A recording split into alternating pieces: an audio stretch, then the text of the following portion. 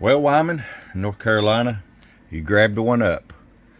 One of the last RCI 99 N4s.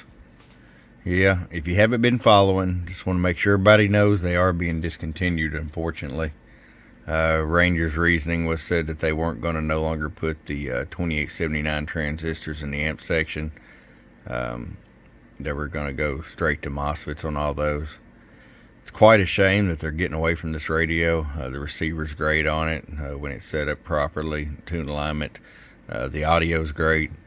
One of my top 5 radios to date, and I'm talking about over the last 25 years or so. Just overall, the only picks I would have on it is that it doesn't have a coarse clarifier. And some people don't like it because it doesn't have FM, but let's just face it, there's not very many people talking FM. It is fun every now and then, but it's not something that's going over very well. Well, Wyman, let's just get right to it. You picked the standard tune alignment, which that's going to be plenty to get you up and going.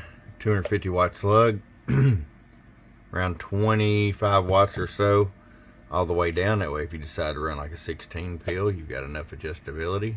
125 all the way up. I'm going to show you average power swing. Hello. 215 bird average. 500 watt slug and peak. Hello, hello, hello, hello, hello, hello. Puts that 500 right over in the corner.